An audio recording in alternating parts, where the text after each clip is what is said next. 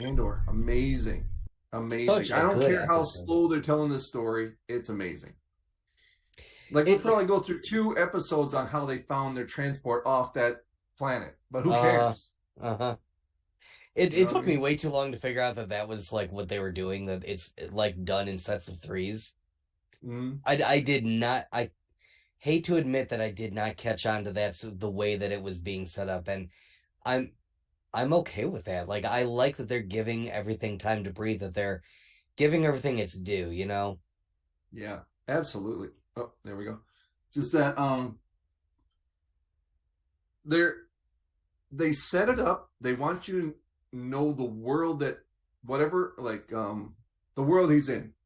Like when he got arrested, the first episode was, all right, this is the world he's in now.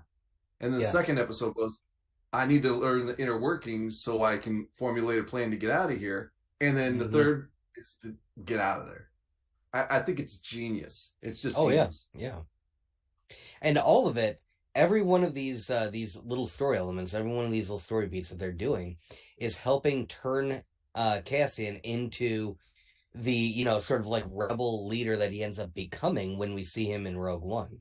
Everything is pushing him a little bit closer to that, because I think if he would have never met Luthen, if he never would have, you know, gotten arrested, got put into prison, all of this stuff, I don't think he would have joined the Alliance. I think he would have just kept on stealing until he either, you know, ended up getting caught and locked up, or until he made a bunch of money and, you know, decided to go do his own thing. Had he not been introduced to the fact that, you know, the rebels were actually out there, I don't know that he ever would have. I don't think without these things happening, I don't think he would have been pushed into joining them. Yeah, he probably would just sat back like, I gotta make my first Rick and Morty reference at 1 hour and 8 minutes.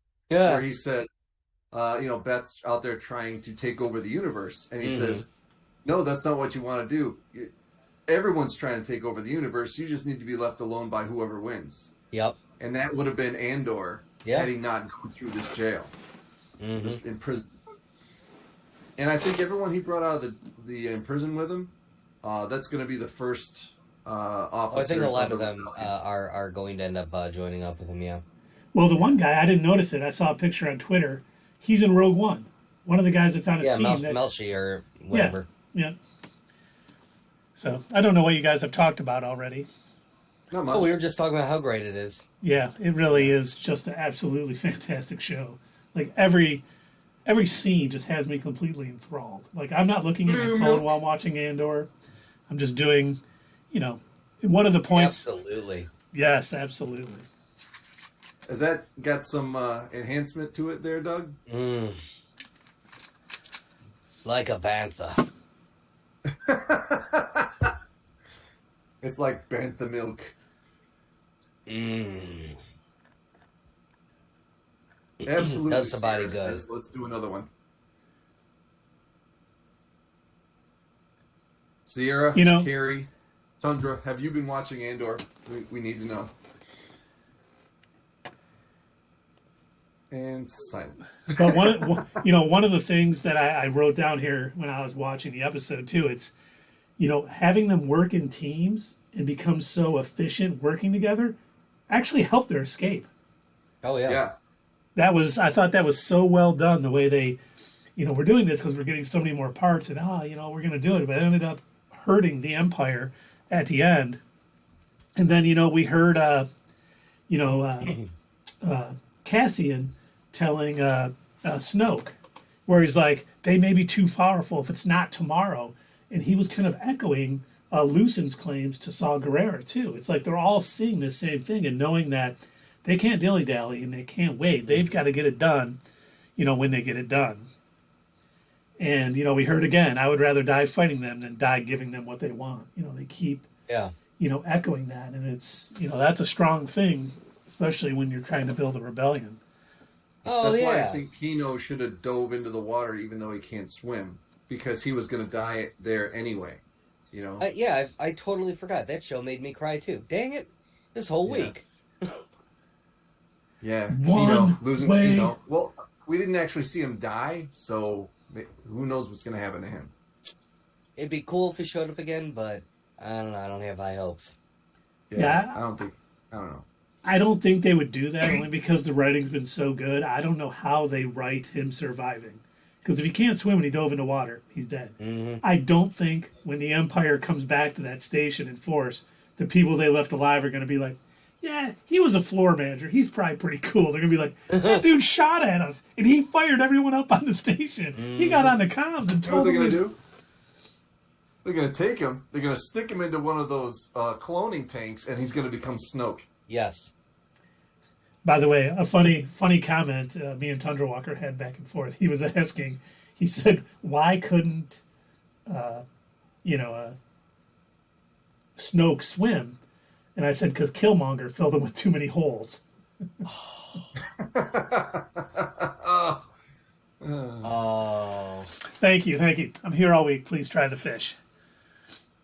And then the two... Which, by the way, Carrie, if you don't understand what we're talking about, the guy who Keith keeps referring to as Snoke, the actor is Andy Serkis. Andy Serkis, and he played Ulysses Claw.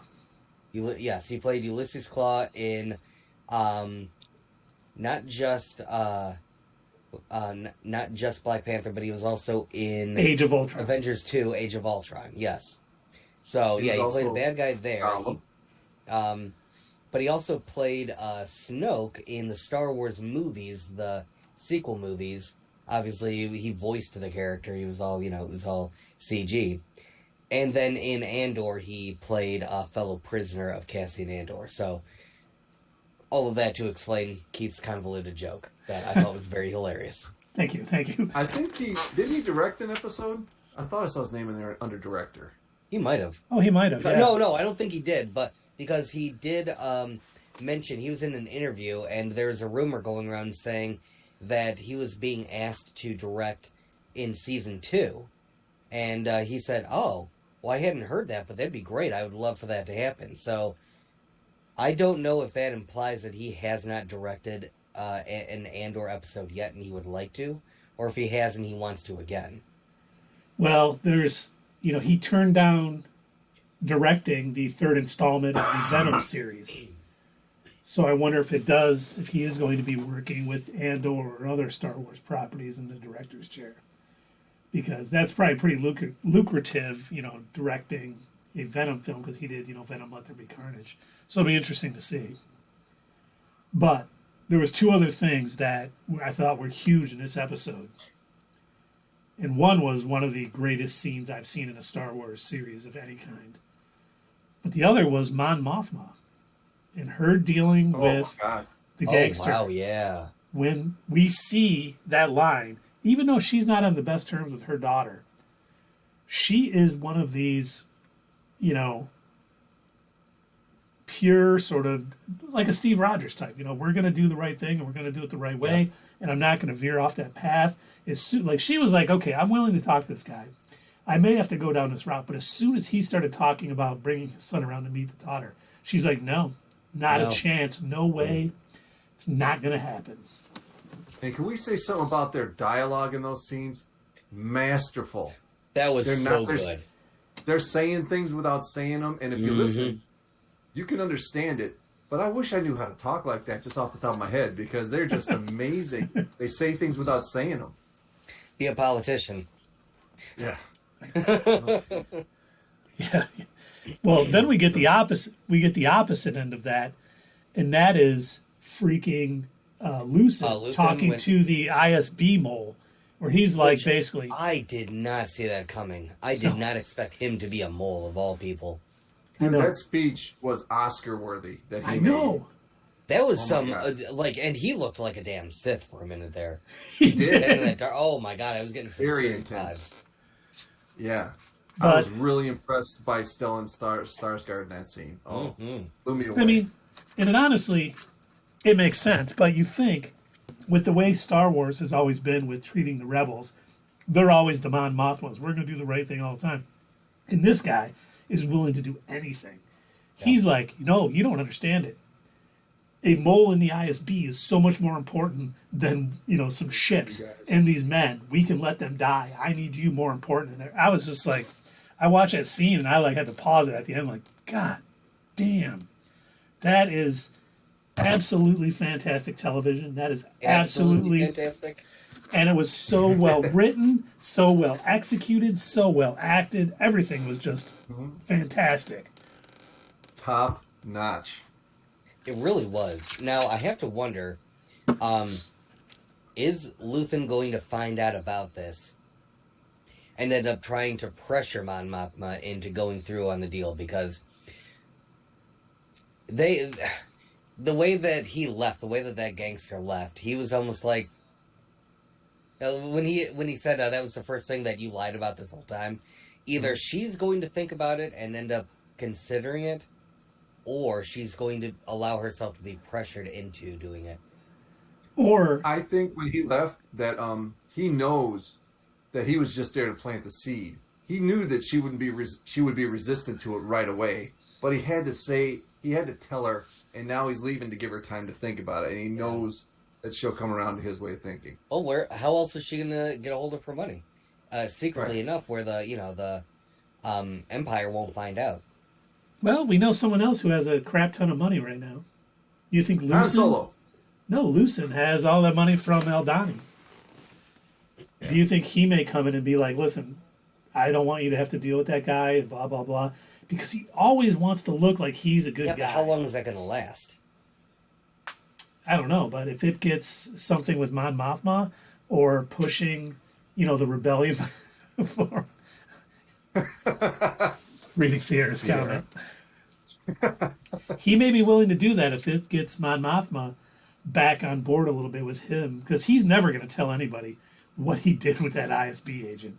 I mean, that's going to the grave with him, and he's shown to be such this, amazing depth of a character and what he's willing to do for this rebellion. And, he may help Mon Mothma with some money concerns, but I do think, we don't see Lucen in Rogue One. I think in either season 1 or season 2, the Empire is going to catch up to him. And he's going to find his end, but he's done enough to help get the rebellion off the ground. And that's where Mon Mothma maybe steps up into a leadership role. But and it's going to be him at the moment. Like, he just had that speech saying he's given everything and nothing is more important than this. He'll be giving up his life at that moment, because he knows it'll benefit the rebellion. And future generations down the line. Like, his end goal is very admirable, much like Killmonger, like we were talking about in the first Black Panther film. I understand what he wants done, and just the way he's handling it is probably not the right way. Now, this may be ends justify the means. So, would you say that wasn't the way? This is not the way. No. Oh. He hasn't met any Mandalorians, so he doesn't know. Maybe there's going to be a Mandalorian in the next episode just popping up. No, there will not be. I don't think we're going to see, we've talked about this 100 times. No Jedi, no Sith. But I was a little taken aback when that elevator door opened. I was like, who is that? Right? Oh, yeah. Like, when I did not recognize him at first, I was like, what the fuck is going on? And I do not want this show to end. We only got 2 episodes left. No. And it's going to feel like there is a gaping hole in my heart every Wednesday without being able to watch this show, because it has exceeded every expectation of mine. And I was really looking forward to it. I wasn't. I was kind of skeptical. And it just turned out to be completely awesome. I'd rank it right up there with The Mandalorian. I was rewatching the Mandalorian episodes from Book of Boba Fett. I don't know, I just felt like it over the weekend. You didn't watch all of the Book of Boba Fett? I did not. No, I didn't care. So you watched out of the how many episodes were there? 8? There's I think 10, and I watched 10? 2. Yeah. Oh, okay. There was originally 8, and I think they tacked on a few more. No, there was originally 6, and they got it up to 8. Okay, well, whatever number there was, I watched the last 2 or 3. And it reminded me that while I like The Mandalorian and I like his story and I am still invested, I think I like the Andor story more right now. Because it's almost, it feels like there's more gravity to it. It feels like almost like there's more at stake. Mm-hmm. Whereas in the world of the Mandalorian, really the only thing that's happening that we're concerned about is like what's going on in the world of the Mandalorian and Grogu. Like, we know that the Empire's kind of struggling to try and, make its foothold and clone Palpatine and whatever the hell, else might be going on, but they're not in control really anymore. So, you've got your little westerns and you've got your samurai film kind of stuff going on with the Mandalorian, but with Andor, it's like constant stress of, oh my god, what is going to happen next? Because this entire galaxy is a shit show. And Carrie said, kind of storytelling, Carrie said if she can get Danny to watch it, you'll watch. Tell him this is more on par with The Expanse than it is with other Star Wars stuff. If he's, tell him to give it a chance, because this is just great sci-fi. It's set, even though I don't even know if I consider it sci-fi in a sense, because it's in a science fiction universe, but it doesn't have that many aspects. You know how to sell to him. Well, Keith, I think you found your new best friend. When I found out he loved The Expanse, I was like, oh my god, I need to talk to him, because that show, I'm so sad that show's over too. That was one of those shows that I jumped on the bandwagon late, and I started watching it. And I was like, how did I not know about this? And before the last season came out, I was just like absolutely upset. Yeah, obsessed with this show. I could not wait for the final.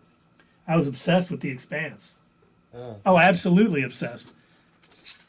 Did Tony Gilroy have anything to do with The Expanse? He did not. But I wish he would have, if he wants to write some Expanse. Because there's other books in The Expanse that they could come back and do. And there was a rumor right after the show ended that they were going to have a movie. Because there's some plot lines that were in the show in the final season that they could expand on in a new series. Expand? And Carrie, I'm a BSGer too. It was so funny because I think Dave and I were both alive for the original Battlestar Galactica series on NBC, which was just pretty much a complete joke. It had some good stuff in it. I liked the ships and I liked the Cylons, but when the new Battlestar Galactica came out, I was hesitant to watch it because I'm like, I don't know. And that show was fantastic also. I was so mad that, was it Gattaca? The show in that universe that was basically about the court systems only lasted one season. Battlestar Galactica. I'm hoping that they do more in Battlestar Galactica. Yeah, it does. It stands the test of time. I want to watch it again, but I think it's behind the paywall on Peacock. Oh, is it? I think so. And they were even talking. I have not watched it. You've never seen the newer Battlestar Galactica that was on? Mm-hmm. Oh, Doug, you would like. I got every episode on DVD. You should let Doug borrow it one day. Yes, that would be good. Because you need to watch that. That show was fantastic. Yeah, no, I've never seen it. I honestly don't know anything about it. Well, just so you know, Starbuck is Bo-Katan. Or Bo-Katan is Starbuck. Yeah. Huh. Who is Starbuck? Bo-Katan. I mean, other than a coffee shop? Apollo. He hangs out with Apollo a lot. Yeah. Come on, you don't know this? It's a character on the show. I'm not going to explain everything about it, but... In the original show was Dirk Benedict, who was Face on 18. That's right. Okay. And yeah, she's the main character on Battlestar Galactica. Okay, all right. I think you would really enjoy it, Doug. Literally, and it's amazing. All right, it's check it out. 4 or 5 seasons? It's maybe only 52 episodes or something like that. But it's definitely worth the time to watch it. And it was funny because singing its praises, then I'll give it a watch. 4 seasons, okay. Yeah, definitely check it out. And it was funny because at one point, early in when Peacock, the streaming service, came out, they were talking. They're like, we're going to have new shows that are behind the paywall, basically, but we're going to have a lot of stuff because I got the free one. And I can watch Psych and some other stuff or whatever. But they said, I was reading a thing, and they were like, yes, and we're working on a new Battlestar Galactica series. I'm like, great. Now I got to pay for Peacock. but it has not come out yet. So, Huh. the entire arc is perfect. There are You don't really need to watch the mid-series movie. Okay. You don't need to, but you can. I could understand that. There are, and I hate to keep jumping back to like anime, but they do that a lot in certain anime series. Where they'll release like some big movie event, and like you don't have to watch that at all. It's like they make you think that you do, but then it like never gets referenced in the remaining series. And it's like, oh, are you going to talk about this like huge thing that like almost collapsed the entire world? Nah, let's play some card games. Or whatever the anime happens to be about. It's like so nuts. So yeah, I totally get that.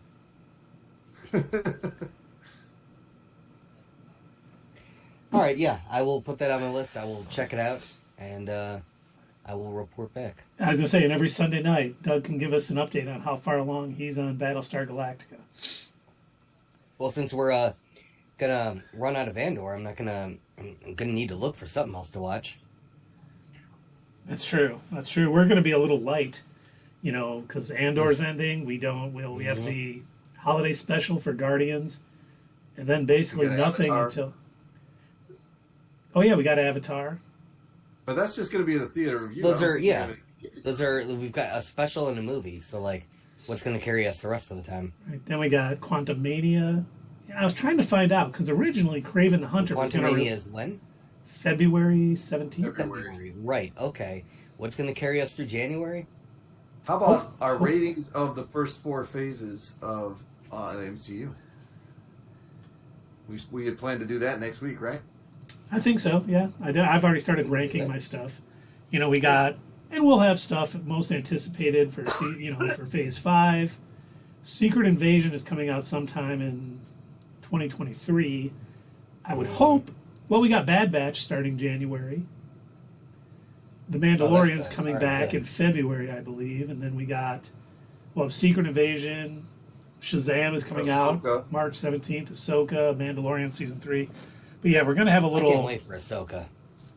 Me too. Yeah, when everything does get revved up next year, it's going to be continuous. I mean, we got Guardians of the Galaxy's coming out in May, at the end of everything that Keith just listed.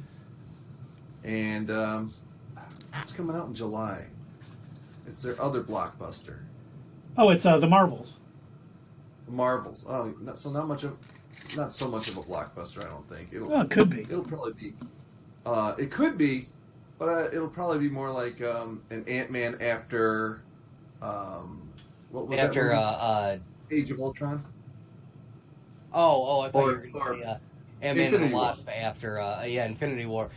Yeah, that was on TV the other night, and I was watching it, and I'm like, oh, I remember when we went to go see this in theaters. It was really tough to sit through because like they just crushed us with Infinity War. And then they, like, just stepped on us one more time at the end with that end credit scene. And I was like, oh, I forgot how much I hated that. Like, they made this some, like, fun little, heist romp. And then it's like, and you're sitting there as you're watching this movie the entire time remembering, oh, yeah, this horrible fucking movie event just happened where, like, everybody died. Yeah. And, yes, Sierra, I am excited for the Young Avengers. I am not. I will lose interest. I know I will. I've already lost interest with the ones I've seen. Well, the rumor is that we're getting Wiccan in Agatha Coven of Chaos. Don't care. You may. Remember, you didn't care about Andor that much before. Let's not be too harsh in our judgments before things come out. I mean, if they do it right, I think they could really tie in the Young Avengers with all of the Kang subplots with Iron Lad, and it could be interesting. And I think I'm pumping the brakes. I will be as mean and pessimistic as I want to, Keith. You can't stop me. You can't raise my interest. I have no interest in seeing... Don't make me send puppies over to your house. I don't have any interest in anything. Get out of my way! Yeah, I can't see myself getting into that. You can't be excited for Kate Bishop and Wiccan and Speed and Riri Williams and Miss Marvel. Maybe Kate Bishop. Maybe Kate Bishop. Maybe Kate and Riri. Yelena. Is it Yelena? She probably won't be in the Young Young Avenger, or is she going to be a Thunderbolt?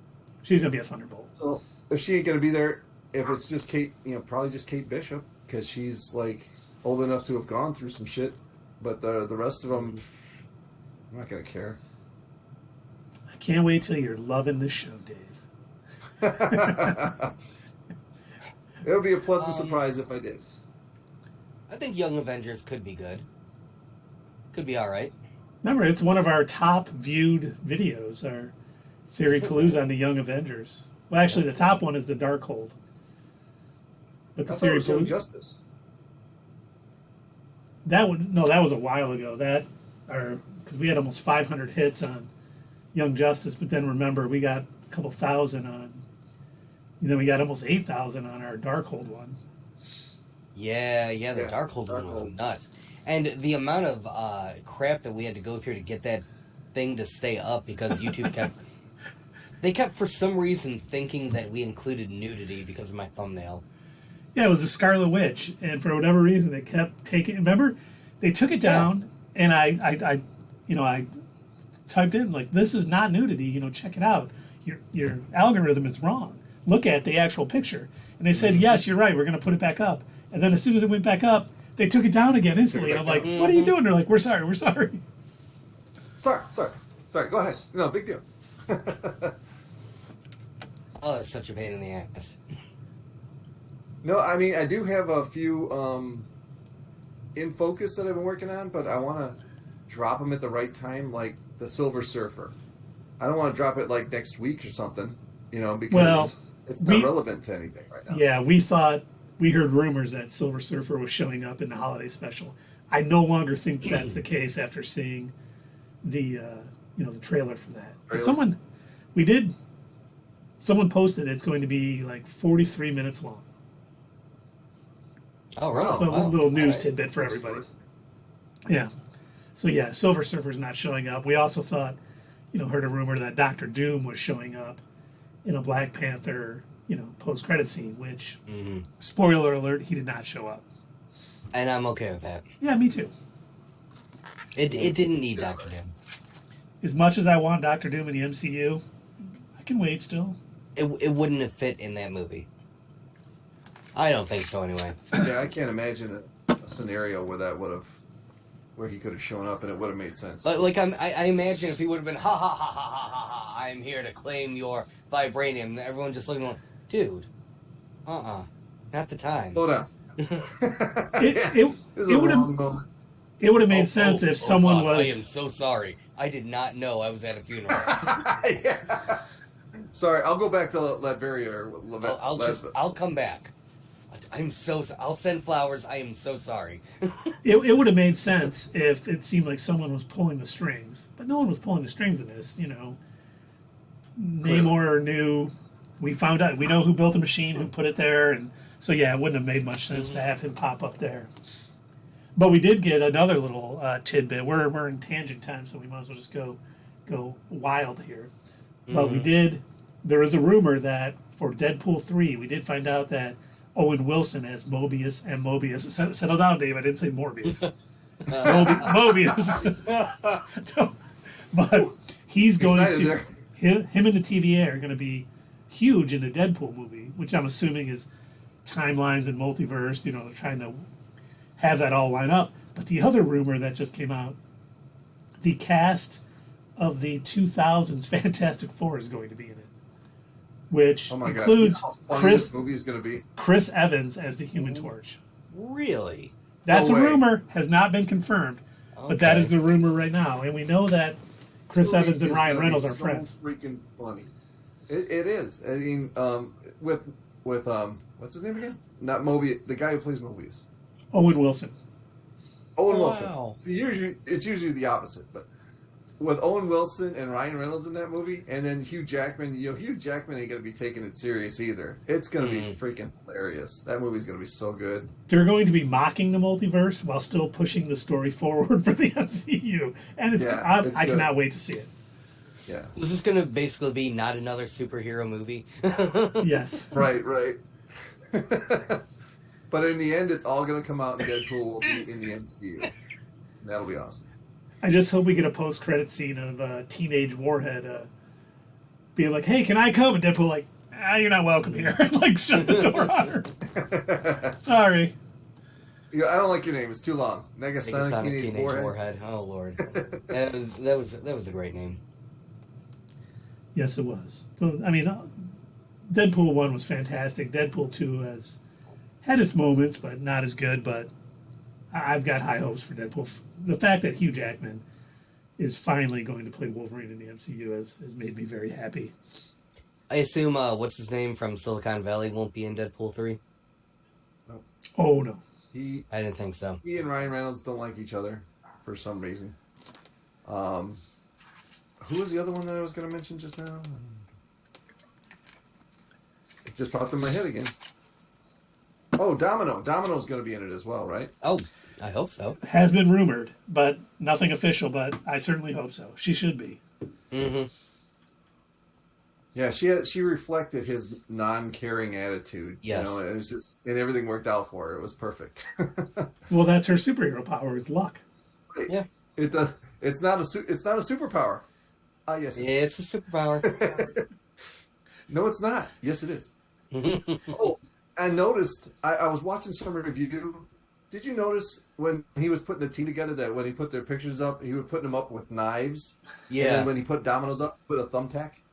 And she was the only one who lived? I didn't notice that, no. Huh. Yeah. I hope. So if you want, you can go back and check that out. I hope that somehow Deadpool is like in a future X-Men movie or even Deadpool 3. I don't know if it'll be there, but they're like, oh, we need like a team of mutants that's more, Black Ops, does more undercover stuff. And he's like, oh, we should call it X-Force. And Deadpool's like, yeah, that name's never been used before. It's a little derivative. And then they wouldn't have to hold back on their the comedy. Yeah, they better. That's one of my biggest concerns is, I really do hope that they allow Ryan Reynolds the freedom to do whatever he wants to do with this movie. And I hope Disney and Marvel don't interfere. Like, Fox pretty much kept off his back, and they're like, yeah, do your thing. We trust you because of how well received that clip was, and it basically made it to the point where if we didn't make this movie, we would have probably been like hate bombed by insane fans. So I think like Fox knew better. They're like, yeah, okay, you do your thing. You clearly know what you're doing. I hope Disney and Marvel is also the same way. And they're like, yeah, we're gonna let you do your thing. Have at it. Yeah, Kevin Feige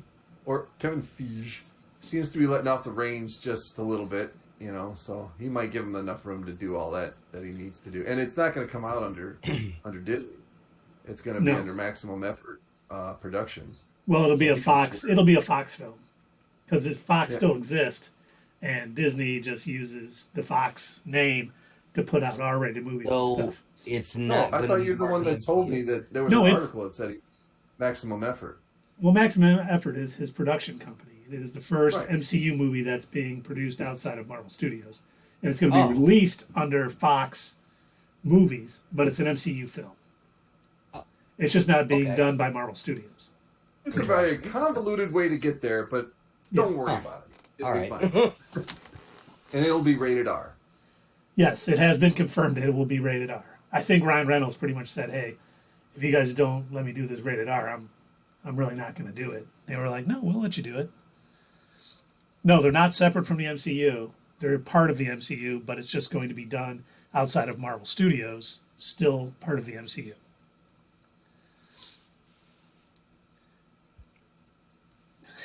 That's the name of his production company, is Maximum Effort.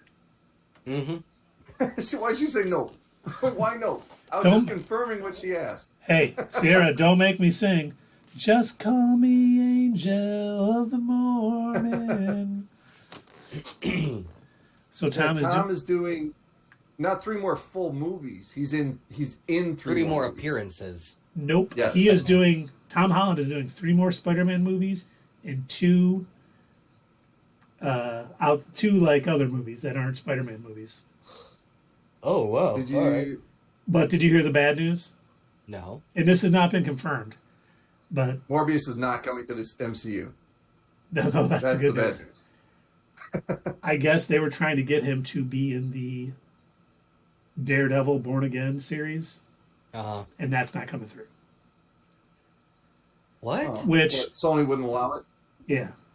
Sony, you ass. Now this has not been confirmed, but God. that's the rumor out there. And if that's the case, I would rather not see him show up in Avengers movies and be in Daredevil Born Again, because that's what I want to see. I want to see Daredevil and Spider-Man take on the Kingpin, not only in that show, but maybe in the next Spider-Man. I wanted that for so long. God, I was talking about that back at our old studio when we were doing I think a Phase 4 Theory Blues or whatever, and we were trying to theorize what are they building at the end of Far From Home, and what does it mean, and what's going to happen? Who's going to be the big bad in the third Spider-Man movie? And we're all trying to theorize on what's going to happen next and everything. Maybe it's going to be a new what do you call it? Who's the Green Goblin? Jesus, my brain is rotten. William Dafoe. Willem. Not the actor. William Dafoe. That's what I said. Willem. Not the actor. William. Oh Christ. No. Norman Osborn. Norman Osborn. Yes, there's going to be a new Oscorp building. I know that was one of our theories. Another one we were talking about was, maybe Fisk. That's where he's going to open up his thing. And then the movie was great, but none of our theories came to fruition, even though we're 100% correct all the time. Okay, there, yeah, That's quote, never wrong. But but yes, I would love to see Spider-Man and Daredevil face off against Kingpin, and I would also love to. I loved the way it played out in the comics. I think my favorite thing was where Kingpin was like, well, I can't beat Spider-Man physically. I've tried. So instead, I'm going to frame him. I'm going to get him arrested. And then it took Matt Murdock to get him off. Guess what rumor I just discovered, Keith? Oh, yes. What rumor did you just discover? Tom Holland will be in Deadpool 3. Really? Yep. Spider-Man will be in... it's on hypebeast.com. Well, they sound pretty reputable. Yeah, that sounds really great. I was about to say Tom Holland reportedly... okay, so it's wrong because you've never heard of it. Come on. No, Tom Holland it's wrong because reportedly the name sounds ridiculous. signed 6 project movie deal and to return as Spider-Man in the Kang Dynasty, Secret Wars, and Deadpool 3 are added to his list. Wait a minute. I only see his list. And then I assume the other 3 are the Spider-Man movies. Spider-Man 4, 5, and 6. Yep. Do they mention Kang their Dynasty, sources? Secret Wars, and Deadpool 3. So that's the 6. Which I'll tell you right now, I think I'd rather, if I had to choose between him and Deadpool 3 or him and Daredevil Born Again, I would choose Daredevil Born Again. I think it'd be great Deadpool, don't get me wrong, but if we are getting a limited amount of Spider-Man in the MCU, and I had to choose, I would rather see him team up with Daredevil than Deadpool. Even though I want Spider-Man and Deadpool in the MCU also. Here, I got some Spider-Man Deadpool comics over here. The one where they both battle. The one who just had his own show on Hulu. Hit Monkey. That one is hilarious. Nice. We should you should do some back issue breakdowns for some of your Deadpool stuff. Yeah, Yeah, that'd why be a good not? idea. You can do that. How far along are you on your current series? I have 2 left. I almost said They expose. don't necessarily need to be consecutive. I mean, the way the shorts work, they just, they kind of pop up, so Okay. you don't have to wait for him to finish. That's a dual meaning. No, it has no other meaning. I don't know what you're talking about. Well, they're both ready to go. Well, actually, 5's ready to go, and it'll be released 5's in tomorrow. can? Doom More 5, and Doom More 6 is almost ready. I just have to do the voiceover and get it all together. Hey guys, quick sidetrack. I have never seen. Really? Wow. I gotta ask Jacqueline about that. It's That's good. amazing. You should definitely see it, Sierra. Okay, all right. Yes. Let's read out loud so that way people aren't like wondering what the hell we're talking about. Okay, so Sierra says, "Hey guys, quick sidetrack. I have never seen Princess Bride, and I just want to know why or if it is good." Well, we want to know. Short answer: yes, it is good.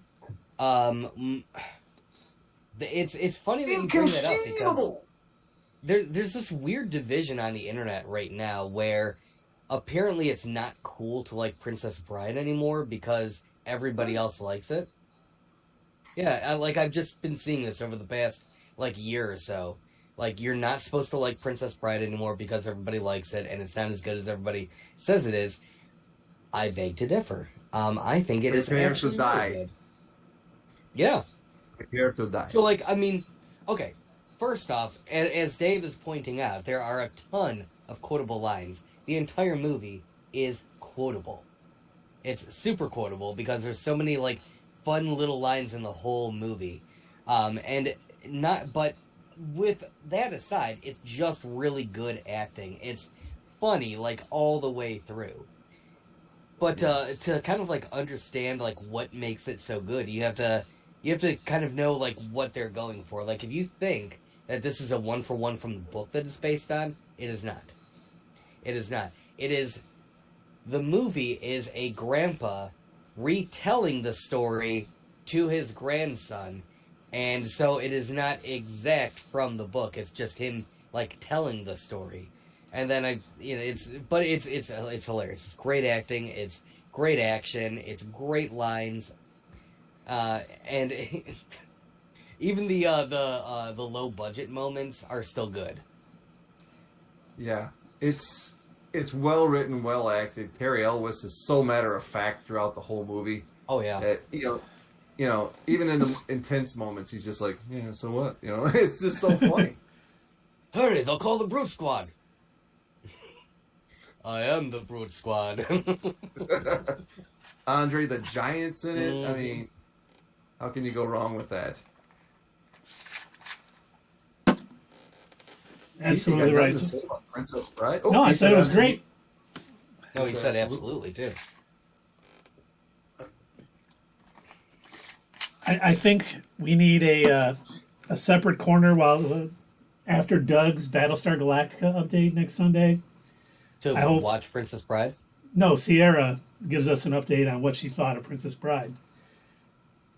I don't want to ruin anything. I don't want to set hopes high or low.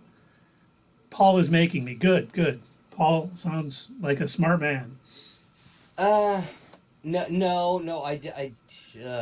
Nobody should make you watch it like that though, because true. They're going to be sitting there looking at you the whole time because they already like the thing, and they're going to be expecting you to like the moments that they already know they like.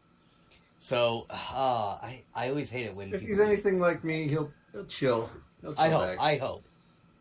Tell him to chill and let you enjoy it. Let you experience it for the first time.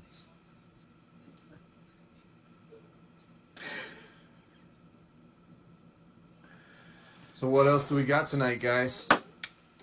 I don't think anything. I think what wasn't it Wakanda Forever and Andor that was pretty much it? I think that's it. Yeah. That's what I thought. And we went over Andor half of it on Thursday. I mean, earlier. No, we didn't have one this week. So never mind. Yeah, we No, did. we didn't. Yeah, we were at the theater on Thursday. That's good, Sierra. Good. We definitely want to hear what you think. Mm-hmm. But yeah, I think we talked about all the rumors we've heard. Oh, and if you don't like the princess in the Princess Bride, Sierra, that's okay. That's Robin. The other Wright. characters are great.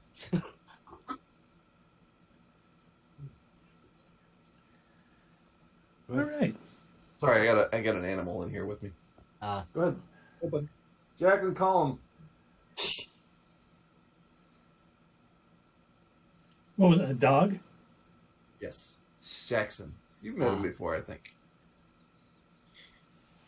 Both of you have. Excellent.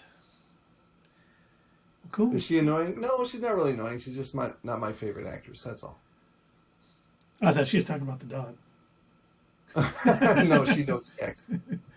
Oh, so yeah, the princess in the movie, to me personally, I think she comes off as a tad bit annoying. I mean, I know it's just her character. That's like, the way that she is, but it's fine. It's a good movie. It's a good story. Yeah, it doesn't hold the movie back at all. No, not really. Okay, And oh my God, Carol Ewiz, how do you say his last name? Elwes. Yeah, Mm-hmm. he's such a good actor. Yeah. He was in that movie with Alicia Silverstone where she was obsessed with him. What was that called? Was it Obsessed? Crash. He was in Crash. Oh, okay. I think that's what it was too. Oh, I was just looking it up because I wasn't sure. Black Panther: Wakanda You've never seen Forever. it either? Oh, wow. You should definitely see it too, Miss Carey. But Black Panther: Wakanda Forever made $330 million this weekend. Worldwide. Wow. That would be a record. Well, worldwide. 180 million And they in the didn't even US. release it in China. They did not. And it's not going That's to be released in amazing. China. Huh. That's amazing. Oh, when you guys went to the theater, wow, what were the lines for the concessions? What was that like? Nuts. Well, when Keith got there, it was nuts. When I got there was hardly anybody. But I got, I like to get there early. I should have gotten to mine much earlier. I ended up having to sit down without concessions. There was no way I was going to... I would have been in the line for half an hour easy. That's what me and Doug from the 838, we're like, we're getting in line because we want popcorn and drinks, but we may have to jump out if it happens. Mm-hmm. So did you, or did you end up waiting it out? We got it. We got there just in time. Wow. Yeah, Yeah, Steve was actually in his seat and eating whatever he was eating before I got there, went through the concession line, and I was waiting for you. Didn't see you, so I went to my seat, and Stephen was already there eating. So he got there way early, dude. Nice. Oh, no line at Phoenix. I was surprised, but we went at 9 p.m. Surprised more, well, maybe because it's a longer movie, being almost 3 hours. Well, I wanted to experience it in Super Emax, so I went to the Cat in the Mansion. It's definitely worth seeing there. Yep, they have a Super Emax now. Yeah, it's right around at first it was only the Novi that had the Super Emax, but yeah, Canton has one now too. So, but yeah, I walked in, and no, Sierra, no. Dad, Paul Beck doesn't understand how you've shown me Back to the Future and The Exorcist, but not The Princess Bride, and he revokes your nerd card. No. He doesn't hold on a minute. I mean, come on. I mean, I showed you Pulp Fiction, right? I mean, Princess Bride was your mom's job. Not so, you two gentlemen, I believe you both met my mom, right? Yeah. Yeah. She is obsessed with The Princess Bride. That's how I got introduced to it. She absolutely loves that movie. So much so that she, and this was a crime to me when I was a kid. She took one of my Ghostbuster cartoon videotapes and she taped over it because Princess Bride was on TV. And she couldn't find her already existing videotape of it. Oh, I bet that sets you off. Oof, yes, very much so. But all in all, she owns 3 different videotape versions of Princess Bride, 2 DVDs, and a Blu-ray of it. That's dedication. And she got a signed picture from Carrie. She went to Comic-Con specifically for that. To get a signed photo from Carrie Ellis. Nice. Oh, yeah? Yeah. Nice. Yeah, he's at a lot of those Comic-Cons, actually. Yep. And don't forget to hit us up at Twitter, leave a comment down below, and we will see you next time on Not Your Status Quo.